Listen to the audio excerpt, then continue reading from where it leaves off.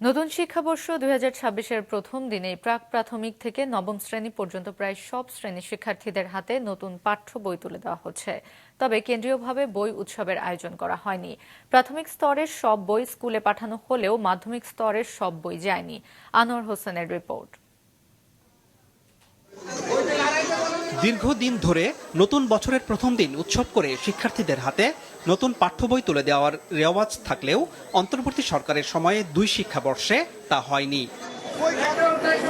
প্রাথমিক ও গণশিক্ষা মন্ত্রণালয়ের পক্ষ থেকে রাজধানীর ২টি স্কুলে ছোট পরিসরে নতুন বছরের বই বিতরণ করা হয়। সকালে রাজধানীর শেরেবাংলা নগরে আবুল বাশার সরকারি প্রাথমিক বিদ্যালয়ে প্রাথমিক ও গণশিক্ষা মন্ত্রণালয়ের উপদেষ্টা অধ্যাপক ডাক্তার বিধান রঞ্জন রায় পোদ্দার প্রাথমিক স্তরের শিক্ষার্থীদের হাতে নতুন বই তুলে দেন।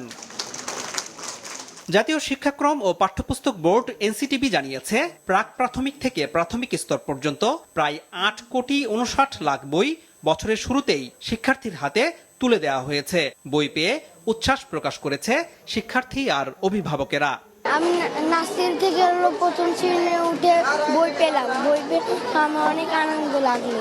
নতুন বছরে নতুন বই, আমি অনেক খুশি হয়েছি। আমি রাত থেকে ভাবছিলাম যে আমি উপদেষ্টা থেকে বই নিব, তারপরে যখন স্কুলে আসলাম তখন উপদেষ্টার কাছ থেকে বই নিছি। এই জন্য আমি আরো খুশি। আপনারা লক্ষ্য করে দেখবেন এগুলোর মান নিশ্চিতভাবেই ভালো, খালি চোখেই ধরা পড়বে সেটা।